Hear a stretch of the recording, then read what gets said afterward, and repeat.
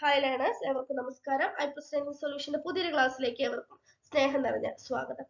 Cadet category 2, 3 പരീക്ഷകളിലെ വ്യാകരണവുമായി ബന്ധപ്പെട്ടിട്ടുള്ള കാര്യങ്ങളാണ് നമ്മൾ പഠിച്ചുകൊണ്ടിരിക്കുന്നത്. അപ്പൊ പാർട്ട് 1 നമ്മൾ എന്ത് പഠിച്ചു? സന്ധി പഠിച്ചു. അപ്പൊ ഈ വ്യാകരണം സീരീസിന്റെ രണ്ടാമത്തെ പാർട്ടാണിത്. ഇന്ന് നമ്മൾ പഠിക്കാൻ പോകുന്നത് ശബ്ദം. എന്താണ് ശബ്ദം? ശബ്ദത്തിന്റെ ഉൾപ്പിരിവുകൾ എന്തൊക്കെയാണ്? അതിൽ തന്നെ ശബ്ദ വിഭാഗങ്ങളിൽ വരുന്ന നാമങ്ങൾ എന്ന് പറയുന്ന പോർഷനുമാണ് ഇന്നത്തെ ക്ലാസ്സിലൂടെ നമ്മൾ പഠിക്കാനായിട്ട് പോകേണ്ടത്. അപ്പൊ പഠനം സീരിയസ് ആയിട്ട് എടുക്കേണ്ടുന്ന സമയം വളരെയധികം അടുത്തു കഴിഞ്ഞു. കേഡറ്റ് എക്സാമിന്റെ ഡേറ്റ് വന്നിരിക്കുകയാണ്. ഏപ്രിൽ 27-ാം തീയതി വരെ പരീക്ഷയ്ക്ക് നിങ്ങൾക്ക് അപ്ലൈ ചെയ്യാവുന്നതാണ്. അപ്പൊ ആ തീയതി വരെ പോകാതെ ശ്രദ്ധിക്കണം. പെട്ടെന്ന് തന്നെ അപ്ലൈ ചെയ്യാനുള്ള കാര്യങ്ങളൊക്കെ നിങ്ങൾ നോക്കേണ്ടതാണ്. കാരണം 26-ാം തീയതി 27-ാം തീയതി നിങ്ങൾ അപ്ലൈ ചെയ്യാനായിട്ട് നമ്മൾ സൈറ്റിൽ കയറുന്ന സമയത്ത് സൈറ്റ് ജാം ആവാനുള്ള സാധ്യതയൊക്കെ ഉണ്ട്. പിന്നെ ജൂൺ 3-നാണ് ഹോൾ ടിക്കറ്റ് ലഭിക്കുക. പതിവ് പോലെ ശനി ഞായർ ദിവസങ്ങളിലായിരിക്കും കേഡറ്റ് 1, 2, 3, 4 കാറ്റഗറി ഒക്കെ നടക്കുന്നത്. അപ്പൊ ഇപ്പോഴും അതിൽ യാതൊരു മാറ്റവുമില്ല. ജൂൺ 22, 23 തീയതികളിലായിരിക്കും അടുത്ത കേഡറ്റ് പരീക്ഷ വരുന്നത്. അപ്പൊ അറിയാലോ, വളരെ ചുരുങ്ങിയ ദിവസം മാത്രമാണ് നമുക്ക് പരീക്ഷയ്ക്ക് വേണ്ടി ഒരുങ്ങാനായിട്ട് നമ്മുടെ മുൻപിൽ ഉള്ളത്. അപ്പൊ പരീക്ഷയ്ക്ക് നിങ്ങൾ വ്യാകരണം എന്നുള്ള പോർഷൻസിൽ നിന്നുള്ള ചോദ്യങ്ങൾ എളുപ്പത്തിൽ നിങ്ങൾക്ക് സ്കോർ ചെയ്യാവുന്ന വിധത്തിലാണ് ഇന്നത്തെ ക്ലാസ് നമ്മൾ അറേഞ്ച് ചെയ്തിരിക്കുന്നത്. അപ്പൊ നമ്മുടെ ക്ലാസ്സിലേക്ക് നമുക്ക് കടക്കാം. നമ്മൾ ഇന്ന് പഠിക്കുവാൻ പോകുന്ന ടോപ്പിക്കുമായി ബന്ധപ്പെട്ടിട്ട് മുൻകാല ചോദ്യപേപ്പറുകളിൽ വന്നിട്ടുള്ള ഒരു ചോദ്യം തന്നെ നമുക്ക് ആദ്യം നോക്കാം. താഴെ പറയുന്നവയിൽ ക്രിയാനാമം ഏത്? ഓപ്ഷൻ എ ഇരിപ്പ്, ഓപ്ഷൻ ബി മാല, option C Sahyan, option D മിടുക്ക്. താഴെ പറയുന്നവയിൽ ക്രിയാനാമം ഏത്? അപ്പൊ ഇത്തരത്തില് നമ്മൾ പഠിക്കുന്നതിന് മുമ്പായിട്ട് ഒരു ചോദ്യം കാണിക്കുന്നത് വേറെ ഒന്നുമല്ല. നമ്മളൊരു കാര്യം പഠിക്കുമ്പോൾ അതിൽ നിന്ന് എങ്ങനെ ചോദ്യം വരാം എന്നതിനെ പറ്റി നമുക്കൊരു ധാരണ ഉണ്ടാകണം. നമ്മളൊരു കോമ്പറ്റേറ്റീവ് എക്സാമിന് വേണ്ടിയിട്ടാണല്ലോ പഠിക്കുന്നത്. നമുക്ക് സബ്ജക്ട് ഡിസ്ക്രിപ്റ്റീവ് ആയിട്ടുള്ള എഴുത്തല്ല വരുന്നത്, ഒബ്ജക്റ്റീവ് ആയിട്ടുള്ള ക്വസ്റ്റ്യൻസ് ആണ് വരുന്നത്. അപ്പൊ അത്തരത്തില് എങ്ങനെയാണ് ഒരു ടോപ്പിക്കിൽ നിന്ന് ചോദ്യം വരിക എന്നതിനെ പറ്റി നിങ്ങൾക്കൊരു ധാരണ ഉണ്ടാക്കാനാണ് ആദ്യം തന്നെ ഒരു ചോദ്യം ഡിസ്കസ് ചെയ്യുന്നത്. അപ്പൊ ഈ ചോദ്യത്തിന്റെ ഉത്തരവും ഇന്നത്തെ ക്ലാസ്സിലൂടെ തന്നെ നമുക്ക് ഡിസ്കസ് ചെയ്യാം. നമുക്ക് ക്ലാസ്സിലേക്ക് കടക്കാം. ശബ്ദം അർത്ഥമുള്ള അക്ഷരമോ അക്ഷരക്കൂട്ടമോ ആണ് ശബ്ദം. അതായത് ഒരു അർത്ഥത്തെ, ഒരു ആശയത്തെ സംവേദനം ചെയ്യാൻ തക്ക ശേഷിയുള്ള ഒരു അക്ഷരമോ ഒരു അക്ഷരക്കൂട്ടത്തെയാണ് നമ്മൾ എന്ത് വിളിക്കുന്നത്? ശബ്ദം എന്ന് വിളിക്കുന്നത്. ഒരു ഭാഷയിലെ അർത്ഥമുള്ള ഏറ്റവും ചെറിയ ഘടകമാണ് ശബ്ദം. അതായത് ഒരു ഭാഷയിലെ ഒരു അർത്ഥത്തെ തരാൻ കഴിയുന്ന അല്ലെങ്കിൽ ഒരു അർത്ഥത്തെ സംവേദനം ചെയ്യുന്ന ഏറ്റവും ചെറിയ ഘടകത്തെ നമുക്ക് എന്ത് വിളിക്കാം? ശബ്ദം എന്ന് വിളിക്കാം. വർണ്ണങ്ങൾ ചേർന്ന് അക്ഷരങ്ങളും അക്ഷരങ്ങൾ ചേർന്ന് ശബ്ദവും ഉണ്ടാകുന്നു. Very important. വർണ്ണങ്ങൾ ചേർന്ന് എന്തുണ്ടാകുന്നു? അക്ഷരങ്ങൾ ഉണ്ടാകുന്നു. ഈ അക്ഷരങ്ങൾ ചേർന്ന് എന്തുണ്ടാകുന്നു? ഒരു ശബ്ദം ഉണ്ടാകുന്നു. അല്ലെ? നീ, വാ, പോ, അവൻ, നിങ്ങൾ, മരം, രാമൻ, ഓ, എങ്കിൽ, എന്ന, കൊണ്ട്, പറ്റി, കുറിച്ച് തുടങ്ങിയവയെല്ലാം എന്തിന് ഉദാഹരണങ്ങളാണ്? ശബ്ദത്തിന് ഉദാഹരണങ്ങളാണ്. നീ, അവിടെ കൃത്യമായിട്ടൊരു ആശയം നമുക്ക് കിട്ടുന്നുണ്ട്. വാ, ഇല്ലേ? അവിടെ 2 അക്ഷരങ്ങൾ മാത്രമേ ഉള്ളൂ വാ എന്നുള്ളതില്. പക്ഷെ എന്താണ്? ഇങ്ങോട്ട് വരൂ എന്നുള്ളൊരു ആശയം നമുക്ക് കിട്ടുന്നുണ്ട്. പോ, എന്താണ്? അവിടേക്ക് പോകൂ. അവൻ, നിങ്ങൾ, മരം, രാമൻ, ഓ, എങ്കിൽ, എന്ന, ഇതിലൊക്കെ നമുക്ക് എന്ത് കിട്ടുന്നുണ്ട്? കൃത്യമായിട്ടുള്ള ഒരു ആശയം നമുക്ക് സംവേദിപ്പിക്കാനായിട്ടോ അല്ലെങ്കിൽ പകർന്നു നൽകാനായിട്ടോ കഴിയുന്നുണ്ട്. അപ്പൊ ഇവയെല്ലാം തന്നെ എന്തിന് ഉദാഹരണമാണ്? ശബ്ദത്തിന് ഉദാഹരണമാണ്. ഇവിടെ ഏറ്റവും പ്രധാനമായിട്ട് നോട്ട് ചെയ്യേണ്ടത് എന്താണ്? വർണ്ണങ്ങൾ ചേർന്ന അക്ഷരവും അക്ഷരങ്ങൾ ചേർന്ന് ശബ്ദവും ഉണ്ടാകുന്നു. ശബ്ദങ്ങൾക്ക് 2 വിഭാഗങ്ങളുണ്ട്, വാചകവും ദ്യോതകവും. ശബ്ദങ്ങളെ നമുക്ക് എത്തരത്തിൽ തിരിക്കാം? 2 ആക്കി തിരിക്കാം, വാചകമെന്നും ദ്യോതകമെന്നും. ശബ്ദത്തെ വാചകമെന്നും ദ്യോതകമെന്നും 2ആയി തിരിക്കുന്നു എന്ന് നമ്മൾ പറഞ്ഞു. അതിലെ എന്താണ് വാചകം എന്നുള്ളതാണ് അടുത്തതായിട്ട് നമ്മൾ പറയാനായിട്ട് പോകുന്നത്. വാച്യമായ ഒരർത്ഥമുള്ളതാണ് വാചകം. ഒരൊറ്റ സെന്റൻസിൽ പറഞ്ഞാൽ വാച്യമായ ഒരു അർത്ഥമുള്ളതാണ് വാചകം. ഇവിടെ വാചകം എന്ന് പറയുന്നത് വാക്യം, സെന്റൻസ് എന്നുള്ള അർത്ഥത്തിലല്ല കേട്ടോ. നിയതവും സാങ്കേതികവുമായിട്ടുള്ള ഒരു അർത്ഥമുള്ള ശബ്ദത്തെയാണ് നമ്മൾ വാചകം എന്ന് വിളിക്കുന്നത്. ഉദാഹരണം താമര, മരം, കളിക്കുക, ഇവയെല്ലാം തന്നെ എന്താണ്? വാചക ശബ്ദമാണ് എന്ന് പറയാം. ഇവയെല്ലാം തന്നെ സ്വതന്ത്രമായിട്ടുള്ള ഒരു അർത്ഥത്തെ കാണിക്കുന്നുണ്ട്. അർത്ഥത്തെ വചിക്കാൻ കഴിയുന്നത്, പറയാൻ കഴിയുന്നതിനെ നമുക്ക് എന്ത് വിളിക്കാം? വാചകം എന്ന് വിളിക്കാം. ശബ്ദങ്ങളെ കുറിച്ചാണ് നമ്മൾ പഠിച്ചുകൊണ്ടിരിക്കുന്നത്. ശബ്ദങ്ങളെ 2ആക്കി തിരിക്കുന്നു എന്ന് നമ്മൾ പഠിച്ചു. എന്താണ്? വാചകമെന്നും ദ്യോതകമെന്നും. അതിൽ വാചകം എന്താണ് എന്ന് നമ്മൾ പഠിച്ചു കഴിഞ്ഞു. അടുത്തത് ദ്യോതകമാണ്. സ്വതന്ത്രമായി നിൽക്കാൻ കഴിയാത്തവയും, ശ്രദ്ധിക്കണം, സ്വതന്ത്രമായി നിൽക്കാൻ കഴിയാത്തവയും മറ്റു ശബ്ദങ്ങളോട് ചേർന്ന് നിന്നുകൊണ്ട് അവയുടെ അർത്ഥത്തെ പരിഷ്കരിക്കുകയോ വെളിപ്പെടുത്തുകയോ ചെയ്യുന്ന ശബ്ദങ്ങളെ, അല്ലെങ്കിൽ ശബ്ദങ്ങളെ തമ്മിൽ കൂട്ടിയിണക്കുകയോ ചെയ്യുന്ന ശബ്ദമാണ് ദ്യോതകം എന്ന് പറയുന്നത്. എന്താണ് ദ്യോതകം? ഇവയ്ക്ക് സ്വന്തമായിട്ട് നിലനിൽക്കാൻ കഴിയില്ല, മറ്റു ശബ്ദങ്ങളോട് ചേർന്ന് മാത്രമാണ് നിൽക്കുന്നത്. അത്തരത്തിൽ മറ്റു ശബ്ദങ്ങളോട് ചേർന്ന് നിന്നുകൊണ്ട് അവയുടെ അർത്ഥത്തെ, അതായത് ഏത് ശബ്ദത്തോടാണോ ചേർന്ന് നിൽക്കുന്നത് അതിന്റെ അർത്ഥത്തെ പരിഷ്കരിക്കുകയോ വെളിപ്പെടുത്തുകയോ ശബ്ദങ്ങളെ തമ്മിൽ കൂട്ടിയിണക്കുകയോ ചെയ്യുന്ന ശബ്ദത്തെ നമുക്ക് എന്ത് വിളിക്കാം? ദ്യോതകം എന്ന് വിളിക്കാം. അർത്ഥത്തെ ദ്യോതിപ്പിക്കുക അല്ലെങ്കിൽ പ്രകാശിപ്പിക്കുക എന്നുള്ളതാണ് ദ്യോതകങ്ങളുടെ ധർമ്മം. ഓ, രാമനും കൃഷ്ണനും. അപ്പൊ രാമനും കൃഷ്ണനും തമ്മിലുള്ള ബന്ധം അവിടെ സൂചിപ്പിക്കുകയാണ്. രാമനും കൃഷ്ണനും, രാമനോ കൃഷ്ണനോ. അല്ലെങ്കിൽ രണ്ട് വാക്കുകൾ, നീ അങ്ങോട്ട് പോയി എങ്കിൽ.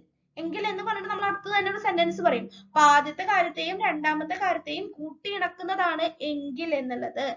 എന്നാ, കൊണ്ട്, പറ്റി, കുറച്ച്, കുറിച്ച്, തൊട്ട്, വരെ, ഹാ, ഹി, അയ്യോ, കഷ്ടം തുടങ്ങിയവയെല്ലാം തന്നെ എന്തിന് ഉദാഹരണമാണ്? ദ്യോതകത്തിന്റെ ഉദാഹരണമാണ്. അപ്പൊ താഴെ തന്നിരിക്കുന്നവയിൽ ദ്യോതകം ഏത് എന്ന് പറഞ്ഞിട്ടൊരു ചോദ്യം വരികയാണെങ്കിൽ നമുക്ക് തന്നിരിക്കുന്ന എല്ലാ ഓപ്ഷനുകളും വായിച്ചു നോക്കാം. എന്നിട്ട് ഈ ഓപ്ഷനുകൾ ഒറ്റയ്ക്ക് നിൽക്കുമോ എന്ന് നോക്കാം. ഇപ്പൊ നോക്കൂ, തൊട്ട്. തൊട്ട് എന്നുള്ളത് ഒറ്റയ്ക്ക് നിൽക്കുന്ന ഒരു പദമല്ല. ഉച്ച തൊട്ട് വൈകുന്നേരം വരെ. അപ്പൊ ഉച്ചയോട് ചേർന്ന് നിൽക്കുന്നതാണ് തൊട്ട് എന്നുള്ളത്. കുറിച്ച്, അതിനെ കുറിച്ച്, കവിതയെ കുറിച്ച്, നോവലിനെ കുറിച്ച്, സാഹിത്യത്തെ കുറിച്ച്, കാലാവസ്ഥയെ കുറിച്ച് ചേർന്ന് നിൽക്കുന്നതാണ് അല്ലെ. ഉച്ചവരെ, വൈകുന്നേരം വരെ. അപ്പൊ വരെ എന്നുള്ളതും മറ്റൊരു പദത്തിനോട് കൂടി നിന്നുകൊണ്ട് അതിന്റെ അർത്ഥത്തെ വെളിപ്പെടുത്തുകയോ കൂട്ടിയെടുക്കുകയോ ഒക്കെയാണ് ചെയ്യുന്നത്. അപ്പൊ ഇത്തരത്തിലുള്ള കാര്യങ്ങൾ ശ്രദ്ധിച്ചുകൊണ്ട് വേണം നിങ്ങൾക്കൊരു പക്ഷേ ചോദ്യത്തിൽ കൺഫ്യൂഷൻ ഉണ്ട് എങ്കിൽ ഉത്തരമായിട്ട് ദ്യോതകങ്ങൾ ഏതാണ് എന്ന് കണ്ടുപിടിക്കാനായിട്ട്. അപ്പൊ എന്താണ് വാചകമെന്നും എന്താണ് ദ്യോതകമെന്നും എല്ലാവർക്കും മനസ്സിലായി എന്ന് വിചാരിക്കുന്നു. ഒരിക്കൽ കൂടി പറയാം. ശബ്ദങ്ങളെ രണ്ടാക്കി തിരിക്കുന്നു, വാചകമെന്നും ദ്യോതകമെന്നും. അപ്പൊ എന്താണ് വാചകമെന്നും പറഞ്ഞു, എന്താണ് ദ്യോതകങ്ങൾ എന്നും പറഞ്ഞു. വാചക ശബ്ദങ്ങൾ. അപ്പൊ ശബ്ദത്തെ വാചകം എന്നും ദ്യോതകം എന്നും രണ്ടാക്കി തിരിക്കുന്നു എന്ന് നമ്മൾ പഠിച്ചു. വാചകം എന്താണെന്നും ദ്യോതകം എന്താണെന്നും പഠിച്ചു കഴിഞ്ഞു. അടുത്തതായിട്ട് വാചകങ്ങളെ എത്രയാക്കി തിരിക്കാം? മൂന്നാക്കി തിരിക്കാം. നാമങ്ങൾ, ക്രിയകൾ, ഭേദകങ്ങൾ. വാചക ശബ്ദങ്ങളെ മൂന്നാക്കി തിരിക്കാം. നാമങ്ങൾ, ക്രിയകൾ, ഭേദകങ്ങൾ. ഇതിലെ നാമങ്ങളെ കുറിച്ചിട്ടാണ് ഇന്ന് നമ്മൾ ഡീറ്റെയിൽ ആയിട്ട് ചർച്ച ചെയ്യുന്നത്. ക്രിയകളെ കുറിച്ചും ഭേദകങ്ങളെ കുറിച്ചിട്ടും അടുത്തടുത്ത ക്ലാസ്സുകളിലായിട്ട് നമുക്ക് പഠിക്കാം. എന്ന് വെച്ചാൽ ഇതൊക്കെ വളരെ ഇമ്പോർട്ടന്റ് ആയതും പരീക്ഷയ്ക്ക് സ്ഥിരമായിട്ട് വരുന്നതുമാണ്. അപ്പൊ എന്താണ് നാമങ്ങൾ? നാമങ്ങൾ എത്ര വിധമുണ്ട്? ഓരോന്നിനുമുള്ള ഉദാഹരണങ്ങളെ കുറിച്ചിട്ടാണ് ഇനി നമ്മൾ പഠിക്കുന്നത്. വാചക ശബ്ദങ്ങളെ മൂന്നാക്കി തിരിക്കുന്നു. നാമങ്ങൾ, ക്രിയകൾ, ഭേദകങ്ങൾ. എന്താണ് നാമങ്ങൾ? ഏതെങ്കിലും ഒന്നിന്റെ പേരായി നിൽക്കുന്ന ശബ്ദമാണ് നാമം. ഒരു വ്യക്തിയാകാം, ഒരു വസ്തുവാകാം, ഒരു സ്ഥലമാകാം, ഒരു ആശയമാകാം എന്നിവയെല്ലാം സൂചിപ്പിക്കാൻ ഉപയോഗിക്കുന്ന ശബ്ദമാണ് അല്ലെങ്കിൽ സൂചിപ്പിക്കുന്ന ശബ്ദമാണ് നാമം. ജനാർദ്ദനൻ ഒരു വ്യക്തിയുടെ പേരല്ലേ? ജാഫർ, ജോൺ, അനിൽ, സുനിൽ, മുഹമ്മദ് ഇവയൊക്കെ ഒരു വ്യക്തിയെ സൂചിപ്പിക്കുന്നതാണ്. ഇനി വസ്തുവിനെ സൂചിപ്പിക്കുന്നത് നോക്കൂ. കല്ല്, ചെമ്പ്, സ്വർണം, മരം, കുന്ന്, പേന, പെൻസിൽ ഇതെല്ലാം ഒരു വസ്തുവിനെ സൂചിപ്പിക്കുന്നതാണ്. ഇനി സ്ഥലം, Chennai, Mumbai, Kollam, Thiruvananthapuram, Thrissur, Keralam, India, Australia, China ഇതൊക്കെ എന്താണ്? സ്ഥലങ്ങളെ സൂചിപ്പിക്കുന്നതാണ്. അപ്പൊ ഇത്തരത്തില് ഇവയെല്ലാം എന്താണ്? നാമങ്ങളാണ്. ഏതെങ്കിലും ഒന്നിന്റെ പേരായി നിൽക്കുന്ന ശബ്ദത്തെ നമുക്ക് എന്ത് വിളിക്കാം? നാമം എന്ന് വിളിക്കാം. വളരെയധികം പ്രാധാന്യം നൽകേണ്ടതും സ്ഥിരമായിട്ട് പരീക്ഷകൾക്ക് ചോദിച്ചു കാണാവുന്ന ഒരു ടോപ്പിക്കിനെ കുറിച്ചിട്ടാണ് അടുത്തതായിട്ട് നമ്മൾ പഠിക്കാനായിട്ട് പോകുന്നത്. നാമങ്ങളുടെ വിഭജനം. നാമങ്ങളെ എത്രയാക്കി തിരിച്ചിരിക്കുന്നു? ഉദാഹരണങ്ങൾ ഏവ. സ്ഥിരമായിട്ട് മത്സര പരീക്ഷകളിൽ മലയാള വ്യാകരണവുമായി ബന്ധപ്പെട്ടിട്ടുള്ള ചോദ്യങ്ങൾ ഈ ഒരു ടോപ്പിക്കിനെ മുൻനിർത്തി ധാരാളമായിട്ട് വന്നു കാണാറുണ്ട്. നിങ്ങൾ നിങ്ങളുടേതായ ഭാഷയിൽ നിങ്ങൾക്ക് എപ്രകാരം ക്വിക്ക് റിവിഷന് സഹായകരമാകുന്നു അപ്രകാരം നിങ്ങൾ നോട്ട് സ്വന്തമായ രീതിയിൽ എഴുതി തയ്യാറാക്കേണ്ടതാണ്. നിങ്ങൾക്ക് എളുപ്പത്തിൽ മനസ്സിലാകാവുന്ന വിധത്തില് സ്മാർട്ട് ആർട്ടിന്റെ ഒക്കെ സഹായത്തോട് കൂടിയിട്ടാണ് നമ്മളിപ്പോൾ നോട്ട് ഈ വീഡിയോ ക്ലാസ്സിന് വേണ്ടിയിട്ടുള്ളത് ക്രിയേറ്റ് ചെയ്തിരിക്കുന്നത്. നോക്കൂ, നാമങ്ങളെ എത്രയാക്കി തിരിച്ചിരിക്കുന്നു? മൂന്നാക്കി തിരിച്ചിരിക്കുന്നു. ഏതൊക്കെയാണ് ഏതൊക്കെയാണവ? ദ്രവ്യനാമം, ഗുണനാമം, ക്രിയാനാമം. നാമങ്ങൾ എത്രയാക്കി തിരിക്കുന്നു? 3 ആക്കി തിരിക്കുന്നു. ദ്രവ്യനാമം, ഗുണനാമം, ക്രിയാനാമം. ഇതിലെ ദ്രവ്യനാമത്തെ വീണ്ടും 4 ആക്കി തിരിച്ചിട്ടുണ്ട്. സംജ്ഞാനാമം, സാമാന്യനാമം, മേയനാമം, സർവനാമം. ക്ലിയർ ആയി എന്ന് വിചാരിക്കുന്നു. നാമങ്ങളെ നമുക്ക് എത്രയാക്കി തിരിക്കാം? 3 ആക്കി തിരിക്കാം. ഏതൊക്കെയാണവ? ദ്രവ്യനാമം, ഗുണനാമം, ക്രിയാനാമം. ദ്രവ്യനാമത്തെ 4 ആക്കി തിരിക്കാം. സംജ്ഞാനാമം, സാമാന്യനാമം, മേയനാമം, സർവനാമം. അപ്പൊ നമ്മൾ എവിടെ നിന്നാണ് തുടങ്ങിയത്? ശബ്ദങ്ങളിൽ നിന്നാണ് തുടങ്ങിയത് അല്ലെ? ശബ്ദങ്ങളെ വാചകങ്ങളെന്നും ദ്യോതകങ്ങളെന്നും 2 ആക്കി തിരിക്കുന്നു. വാചകങ്ങളെ ക്രിയകൾ, നാമങ്ങൾ, ഭേദകങ്ങൾ എന്ന് 3 ആക്കി തിരിക്കുന്നു. അതിലെ നാമങ്ങളെ നമുക്ക് എങ്ങനെ തിരിക്കാം? ദ്രവ്യനാമം, ഗുണനാമം, ക്രിയാനാമം എന്ന് തിരിക്കാം. ദ്രവ്യനാമത്തെ സംജ്ഞാനാമം, സാമാന്യനാമം, മേയനാമം, സർവനാമം എന്നും തരംതിരിക്കാനായിട്ട് കഴിയും. ഇനി ഇവ ഓരോന്നും എന്താണ് എന്ന് ഉദാഹരണങ്ങളിലൂടെ നമുക്ക് മനസ്സിലാക്കാം. ഈ ഉദാഹരണങ്ങൾക്ക് പ്രാധാന്യമുണ്ട് കേട്ടോ. ഉദാഹരണങ്ങളെ മുൻനിർത്തിയിട്ടാണ് ചോദ്യങ്ങൾ വരിക. ദ്രവ്യനാമം എന്നുള്ളത് വളരെ സിമ്പിൾ ആയിട്ടുള്ള ഒരു കാര്യമാണ്. ഒരു വസ്തുവിനെ, ഒരു ദ്രവ്യത്തെ കുറിക്കുന്നതിനെയാണ് നമുക്ക് എന്ത് വിളിക്കുന്നത്? ദ്രവ്യനാമം എന്ന് വിളിക്കുന്നത്. ഇനി എന്താണ് ദ്രവ്യം എന്ന് നോക്കണം അല്ലെ? സ്ഥിതി ചെയ്യാൻ സ്ഥലം ആവശ്യമുള്ളതും ഭാരമുള്ളതും അവസ്ഥാഭേദങ്ങളുള്ളതും ഘനമുള്ളതും വിസ്താരമുള്ളതുമായിട്ടുള്ള ഏതൊരു വ്യക്തിയെയും അല്ലെങ്കിൽ വസ്തുവിനെയും നമുക്ക് എന്ത് വിളിക്കാം? ദ്രവ്യം എന്ന് വിളിക്കാം. അത്തരത്തിൽ പെടുന്നവയെ എല്ലാം കുറിക്കുന്ന ശബ്ദങ്ങളാണ്, നാമങ്ങളാണ് എന്ത് വിളിക്കുന്നത്? ദ്രവ്യനാമം എന്ന് പറയുന്നത്. മരം, ചെടി, പുല്ല്, കല്ല്, കോഴി, മയിൽ, മരം, വാഴ, ഒരു വ്യക്തിയുടെ പേര്, കല്ല്, ഇവൻ, അവൻ എന്നിവയെല്ലാം തന്നെ നമുക്ക് എന്തിൽ പെടുത്താനായിട്ട് സാധിക്കും? ദ്രവ്യനാമങ്ങളിലെ ഉൾക്കൊള്ളിക്കാനായിട്ട് സാധിക്കും. ദ്രവ്യനാമത്തെ നമുക്ക് വീണ്ടും 4 ആക്കി തിരിക്കാം എന്ന് പറഞ്ഞു അല്ലെ? ദ്രവ്യനാമത്തിന് പല അവാന്തര വിഭാഗങ്ങളുണ്ട്. ഏതൊക്കെയാണവ? സംജ്ഞാനാമം, സാമാന്യനാമം, മേയനാമം, സർവനാമം എന്നിവയാണവ. ഇനി ഇവ ഓരോന്നും എന്താണ് എന്ന് നമുക്ക് പഠിക്കേണ്ടതുണ്ട്. കൃത്യമായിട്ട് നോട്ട് നിങ്ങൾ എഴുതിയെടുക്കുകയാണെങ്കിൽ മാത്രമാണ് ഇതിനെ കുറിച്ചിട്ടുള്ള ഒരു ക്ലിയർ ഐഡിയ നിങ്ങൾക്ക് കിട്ടുകയുള്ളൂ. ഇനി ദ്രവ്യനാമത്തിന്റെ 4 ആയിട്ടുള്ള തിരിവുകളെ കുറിച്ച് പറഞ്ഞു. അവ ഓരോന്നും എന്താണ് എന്ന് നോക്കാം. സംജ്ഞാനാമം. അപ്പൊ ദ്രവ്യനാമത്തെ 4 ആക്കി തിരിക്കുന്നുണ്ട്. അതിൽ ആദ്യത്തേതാണ് സംജ്ഞാനാമം. ഒരു വ്യക്തിയെ പ്രത്യേകം കുറിക്കുന്നതാണ് സംജ്ഞാനാമം. അതായത് ഒരേ സ്വഭാവവും സ്വരൂപവും ഉള്ള ഒരു കൂട്ടത്തിൽ നിന്ന് ഒന്നിനെ പ്രത്യേകം എടുത്തു പറയുന്നതിനെ സംജ്ഞാനാമം എന്ന് പറയാം. ഒരു കൂട്ടം വസ്തുക്കളിൽ നിന്നോ വ്യക്തികളിൽ നിന്നോ സ്ഥലങ്ങളിൽ നിന്നോ ഒന്നിനെ എടുത്തു പറയുന്നതാണിത്. അനിൽ, അന്ന. അപ്പൊ അനിൽ എന്ന് പറയുന്നത് ആൺകുട്ടികളുടെ ഒരു കൂട്ടം ഉണ്ടാവും. അതിൽ നിന്ന് ഒരാളെ മാത്രം നമ്മൾ എടുത്തു പറയുകയാണ് അനിൽ, അന്ന. അതുപോലെ നമുക്ക് 14 ജില്ലകളുണ്ട് അല്ലെ? അതിൽ നിന്ന് ഓരോ ജില്ലക്കും ഒരുമിച്ച് ഒരു പേരാണോ? അല്ല, വ്യത്യസ്ത പേരുകളാണ്. കൊല്ലം, തിരുവനന്തപുരം, കണ്ണൂര്, ആലപ്പുഴ, തൃശ്ശൂര്. അതുപോലെ പക്ഷികളിലെ മയിലുണ്ട്, കുയിലുണ്ട്, കാക്കയുണ്ട്, താറാവുണ്ട്, അങ്ങനെ ഒരുപാടുണ്ട് അല്ലെ? അപ്പൊ കാക്ക, കോഴി, അത്തരത്തിലെ കുന്നുകളും പർവ്വതങ്ങളും ഒരുപാടുണ്ട് അല്ലെ? ഹിമവാൻ. നദികൾ ഒരുപാടുണ്ട്, ഗംഗ, കാവേരി എന്നിങ്ങനെ കൂട്ടങ്ങളിൽ നിന്ന് ഒറ്റയായി പറയുന്നതെല്ലാം നമ്മൾ എന്ത് വിളിക്കുന്നു? സംജ്ഞാനാമത്തിൽ ഉൾപ്പെടുത്തുന്നു. അടുത്തത് സർവനാമമാണ്. നാമത്തിന് പകരം നിൽക്കുന്ന നാമമാണ് സർവനാമം. സർവ്വതിനും നാമമായി നിൽക്കുന്ന നാമത്തെ നമുക്ക് എന്ത് വിളിക്കാം? സർവനാമം എന്ന് വിളിക്കാം. എല്ലാറ്റിനെയും കാണിക്കാൻ ഉപയോഗിക്കുന്നതിനെ സർവനാമം എന്ന് വിളിക്കാം. അവ, ഇവ, എൻ, നിൻ തുടങ്ങിയവയെല്ലാം സർവനാമത്തിന് ഉദാഹരണമാണ്. അവരെല്ലാം, 10A കുട്ടികളെല്ലാം, അവരെല്ലാം ഇന്ന് ക്ലാസ്സിൽ വന്നു. അപ്പൊ അവ എന്ന് പറയുന്നത് സർവ്വതിനെയും കുറിക്കുന്നതാണ്. ഇവയെല്ലാം നല്ല പുസ്തകങ്ങളാണ്. ഇവ എന്ന് പറയുന്നത് എന്തിനെ കുറിക്കുന്നതാണ്? സർവനാമത്തെ കുറിക്കുന്നതാണ്. അടുത്തത് സാമാന്യനാമമാണ്. സാമാന്യനാമം ഒരു പ്രത്യേക വിഭാഗത്തെ കാണിക്കുന്നതാണ് സാമാന്യനാമം. ഒരേ സ്വഭാവത്തോടും സ്വരൂപത്തോടും കൂടിയ ഒന്നിനെ കൂട്ടമായി എടുത്തു കാണിക്കുന്നതാണ് സാമാന്യനാമം. ഇതിൽ വസ്തു, വ്യക്തി, സ്ഥലം തുടങ്ങിയവയെ കൂട്ടമായി പറയുന്നു. മനുഷ്യർ, പക്ഷികൾ, മൃഗങ്ങൾ, മക്കൾ, പർവ്വതങ്ങൾ, മരങ്ങൾ, നദികൾ എന്നിവയെല്ലാം ഉദാഹരണങ്ങളാണ്. അതായത് മനുഷ്യൻ, മൃഗം, മരം, ചെടി എന്നിവയെല്ലാം നമ്മളൊരു സാമാന്യ വിഭാഗത്തെ മൊത്തത്തിലായിട്ട് പറയുന്നതാണ് അല്ലെ? ഇപ്പൊ മനുഷ്യര് തന്നെ ആൺകുട്ടികൾ, പെൺകുട്ടികൾ, ഇതര വിഭാഗങ്ങളെല്ലാം തന്നെ ഉണ്ട്. അപ്പൊ അവയെല്ലാം കൂട്ടിയിട്ട് നമ്മൾ മനുഷ്യർ എന്ന് വിളിക്കുന്നു. കാക്ക, കോഴി, തത്ത തുടങ്ങിയ പക്ഷികളെ എല്ലാം കൂട്ടിയിട്ട് നമ്മൾ പക്ഷികൾ എന്ന് പറയുന്നു. ആന, പുലി, സിംഹം, പാമ്പ് എല്ലാത്തിനെയും കൂട്ടിയിട്ട് നമ്മൾ എന്ത് വിളിക്കുന്നു? മൃഗങ്ങൾ എന്ന് വിളിക്കുന്നു.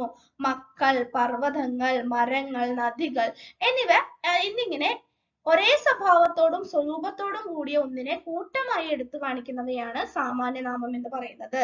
മേയനാമം ഇമ്പോർട്ടന്റ് ആണ്, മുൻകാല ചോദ്യപേപ്പറുകളിൽ വന്നിട്ടുണ്ട്. ഒറ്റയായോ കൂട്ടമായോ എടുത്തു പറയാൻ സാധിക്കാത്തവയെ കുറിക്കുന്ന നാമത്തെയാണ് മേയനാമം എന്ന് വിളിക്കുന്നത്. ജാതി വ്യക്തി ഭേദം കൽപ്പിക്കാനാവാത്ത നാമമാണ് മേയനാമം. ആകാശം, മഴ, തീയ്, വെള്ളം, വെളിച്ചം, ഇരുട്ട്, വായു തുടങ്ങിയവയെല്ലാം ജാതി വ്യക്തി വ്യത്യാസമില്ലാത്തതിനെ കാണിക്കുന്നവയാണ്. അപ്പൊ ജലം, വായു, ആകാശം, സ്വർണം, ഇരുട്ട്, മഴ, തീയ് തുടങ്ങിയവയെല്ലാം എന്തിൽ ഉൾപ്പെടുന്നു? മേയനാമത്തിൽ ഉൾപ്പെടുന്നു. നാമത്തെ പ്രധാനമായിട്ടും മൂന്നാക്കി തിരിക്കുന്നു എന്ന് നമ്മൾ പറഞ്ഞു. ഏതൊക്കെയായിരുന്നു അവ? ദ്രവ്യനാമം, ഗുണനാമം, ക്രിയാനാമം. അതിലെ ദ്രവ്യനാമത്തെ സംജ്ഞാനാമം, സാമാന്യനാമം, സർവനാമം, മേയനാമം എന്നാക്കി തിരിക്കുന്നു എന്ന് നമ്മൾ പറഞ്ഞു. അപ്പൊ നാമവിഭജനത്തിലെ ദ്രവ്യനാമത്തെ കുറിച്ചും ദ്രവ്യനാമത്തിന്റെ പിരിവുകളെ കുറിച്ചും നമ്മൾ പഠിച്ചു കഴിഞ്ഞു. അടുത്തത് ഗുണനാമം. സിമ്പിൾ ആയിട്ട് പറയാം, ഒരു ഗുണത്തെ കുറിക്കുന്നതാണ് ഗുണനാമം. ഒന്നിന്റെ ഗുണത്തെ, സ്വഭാവത്തെ കാണിക്കുന്ന നാമമാണ് ഗുണനാമം. പ്രപഞ്ച പദാർത്ഥങ്ങളെല്ലാം പല ഗുണങ്ങളോട് കൂടിയുള്ളവ ആയിരിക്കും. അത്തരം ഗുണങ്ങളിൽ ഒന്നിനെ സൂചിപ്പിച്ചുകൊണ്ട് നിൽക്കുന്ന നാമമാണ് ഗുണനാമം. മിടുക്ക്, അവൻ നല്ല മിടുക്കനാണ്, അവൾ നല്ല മിടുക്കിയാണ്. സാമർത്ഥ്യം, ധൈര്യം, സൗന്ദര്യം, നന്മ, ചീത്ത, വെളുപ്പ്, ചുവപ്പ്, കറുപ്പ്. ഇപ്പൊ നിറങ്ങളെല്ലാം തന്നെ ഗുണനാമമായിട്ട് പലപ്പോഴും പരിഗണിക്കാറുണ്ട്. ഇവയെല്ലാം തന്നെ ഗുണനാമത്തിന് ഉദാഹരണമാണ്. അപ്പൊ ഗുണനാമം എന്ന് പറഞ്ഞാൽ എന്താണ്? ഒരു ഗുണത്തെ കുറിക്കുന്നതാണ്. അഴക്, നന്മ, വെണ്മ, മിടുക്ക് തുടങ്ങിയവയെല്ലാം തന്നെ എന്താണ്? ഗുണനാമങ്ങളാണ്. അടുത്തത് ക്രിയാനാമമാണ്. ആ പേരിൽ നിന്ന് തന്നെ കിട്ടും അല്ലെ? ഒരു ക്രിയയെ കാണിക്കുന്നതാണ് എന്ത്? ക്രിയാനാമം. പ്രവൃത്തിയെ കാണിക്കുന്ന ശബ്ദങ്ങളാണ് ക്രിയകൾ. ക്രിയകളെ കുറിക്കുന്ന നാമങ്ങളാണ് ക്രിയാനാമം. എല്ലാ ക്രിയകൾക്കും ക്രിയാരൂപവും നാമരൂപവും ഉണ്ട്. അതിൽ നാമരൂപമാണ് ക്രിയാനാമം എന്ന് അറിയപ്പെടുന്നത്. കൊടുക്കുക എന്നുള്ളത് ക്രിയയാണ്. കൊടുക്കൽ എന്നുള്ളത് എന്താണ്?